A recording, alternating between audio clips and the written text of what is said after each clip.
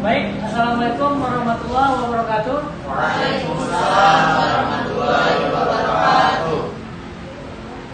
Dengan mengucapkan Bismillahirrahmanirrahim, kita mulai perkuliahan kita. Semoga berkah dari Allah Subhanahu Wa Taala. Hari ini kita memulai kembali perkuliahan dengan menampilkan pemakalan yang akan siap mempresentasikan makalahnya.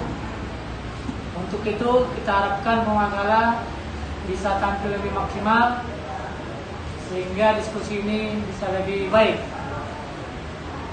Kepada pemakalan kita persilakan, waktunya 5-10 menit.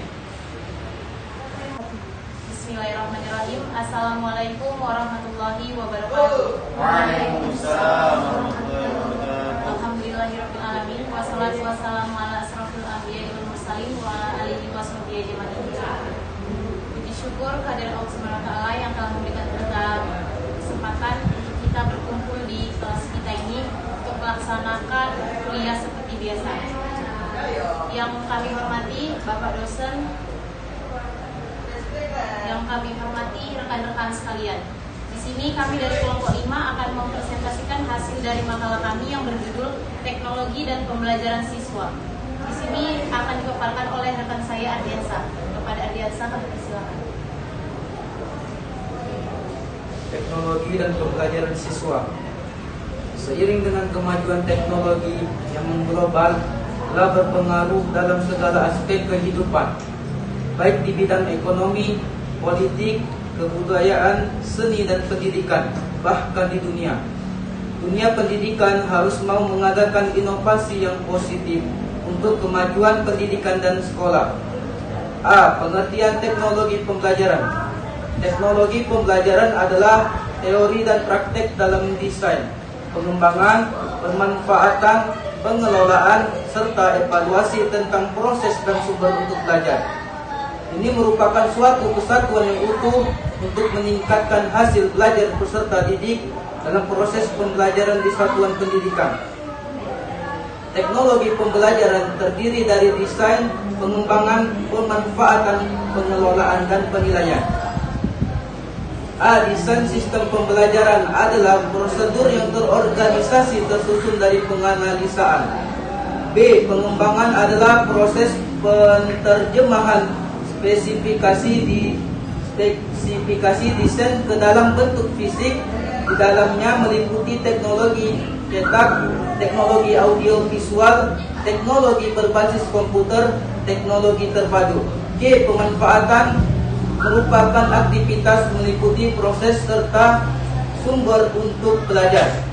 D. Pengelolaan mencakup antara lain perencanaan, pengorganisasian, pengkoordinasian, serta supervisi. D. Penilaian adalah proses penentuan kecukupan pembelajaran yang meliputi analisis masalah, pengukuran acuan, penilaian formatif, dan penilaian sumatif. B. Manfaat teknologi pembelajaran siswa. 1. Meningkatkan dukungan media belajar. 2. Materi pembelajaran yang didapatkan lebih menarik. 3. Kegiatan mengajar tidak monoton. 4. Membuat aktivitas belajar lebih fleksibel. 5. Kesempatan menggali materi tanpa batasan. 6. Kualitas pendidikan yang semakin meningkat. 7. Meningkatkan minat belajar siswa. Kesimpulan, teknologi pembelajaran ialah metode yang diciptakan oleh manusia untuk mempermudah manusia lain memperoleh pengetahuan secara praktis yang bermanfaat baginya, atau daring lain di sekitarnya yang digunakan sebagai salah satu sumber belajar. Untuk definisi teknologi pembelajaran berdasarkan perkembangan teknologi pembelajaran terdiri atas teknologi pembelajaran yang digunakan untuk media, teknologi pembelajaran yang digunakan untuk suatu bidang ilmu, teknologi pembelajaran yang digunakan untuk suatu proses, teknologi pembelajaran yang digunakan untuk kawasan bidang ilmu. Baik, itu tadi presentasi dari makalah kami. Kepada rekan-rekan yang ingin bertanya kami persilahkan. Kepada Khairani kami persilahkan. Assalamualaikum warahmatullahi wabarakatuh. Waalaikumsalam warahmatullahi wabarakatuh. Perkenalkan, nama saya Khairani. Saya ingin bertanya kepada kelompok 5, masalah apakah yang paling mendasar yang dihadapi guru berkaitan dengan penerapan atau pengaplikasian teknologi pendidikan dalam proses pembelajaran. Selanjutnya kepada rekan-rekan yang ingin bertanya lagi. Pak Desi Ratnasari, kami persilakan. Bismillahirrahmanirrahim. Assalamualaikum warahmatullahi wabarakatuh. Waalaikumsalam warahmatullahi wabarakatuh. Perkenalkan, nama saya Desi Ratnasari. Saya akan bertanya kepada pemakaran. Dalam subjudul manfaat teknologi pembelajaran siswa, salah satunya ialah meningkatkan dukungan media belajar. Nah, pertanyaan yang ingin saya ajukan adalah bagaimana dengan media belajar yang saat ini masih menonton dan belum mengikuti perkembangan zaman dengan menggunakan teknologi, dikarenakan masih ada sebagian guru yang kurang terampil dalam menggunakan media teknologi dalam pembelajaran. Baik, terima kasih. Baik, selanjutnya kepada rekan-rekan yang ingin bertanya. Assalamualaikum warahmatullahi wabarakatuh. Waalaikumsalam warahmatullahi wabarakatuh. Nama saya Ciananda Saputri. Saya ingin bertanya kepada kelompok 5, yaitu prinsip dasar apakah yang menjadi acuan teknologi pendidikan dalam pembelajaran? Baik, saya akan menjawab pertanyaan dari Rani. Problem apakah yang paling mendasar yang dihadapi guru berkaitan dengan penerapan atau pengaplikasian teknologi pendidikan dalam proses pembelajaran? Permasalahan yang dialami guru adalah kemampuan dalam menggunakan teknologi dalam proses pembelajaran daring. Karena itu semua, guru menguasai berbagai platform pembelajaran sebagai media lain yang menjadi pendukung proses pembelajaran daring, sehingga hal ini menjadi problema guru dalam melaksanakan proses. Apakah ini sudah puas? Bismillah, saya akan menjawab pertanyaan dari Kak Desi tentang dalam subjudul manfaat teknologi pembelajaran siswa, salah satunya adalah untuk meningkatkan dukungan media belajar. Nah, pertanyaan yang dia sampaikan tadi adalah bagaimana dengan media belajar yang saat ini masih menonton dan belum mengikuti perkembangan zaman dengan menggunakan teknologi, dikarenakan masih ada sebagian guru yang kurang terampil dalam menggunakan media teknologi dalam pembelajaran. Jawabannya yaitu jika SDM-nya belum terampil dalam menggunakan teknologi dalam pembelajaran, maka solusi yang harus dilakukan adalah dengan membuat pelatihan penggunaan media pembelajaran interaktif bagi guru-guru, sehingga dari pelatihan tersebut guru mampu sedikit demi sedikit menggunakan teknologi dalam pembelajaran, sehingga dalam proses belajar mengajar tidak membosankan dan monoton, sehingga dapat menarik daya minat siswa dalam proses pembelajaran berlangsung di kelas. Terima kasih.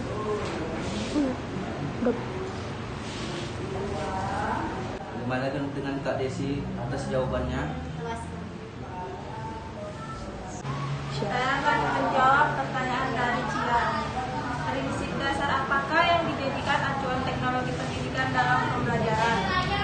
Di sini ada 3 prinsip dasar yang dapat dijadikan rujukan dalam pengembangan dan pemanfaatan teknologi pembelajaran, yaitu 1. Pendekatan sistem, yaitu cara yang berurutan dan terarah dalam usaha memecahkan permasalahan.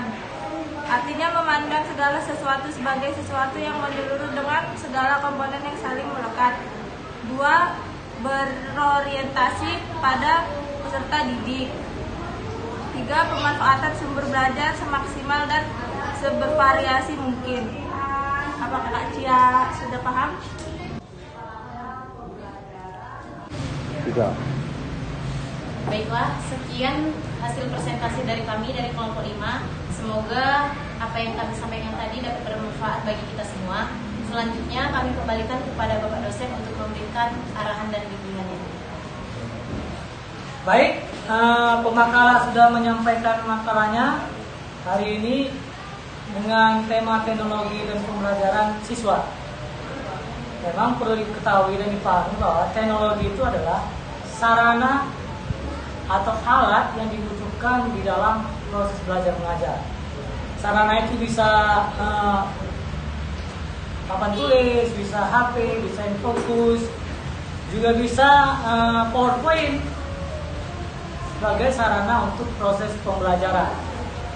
Macam-macam teknologi, yang penting teknologi itu adalah bagian dari alat untuk mempercepat proses pembelajaran dan pemahaman. Lalu apa sih sebenarnya pembelajaran?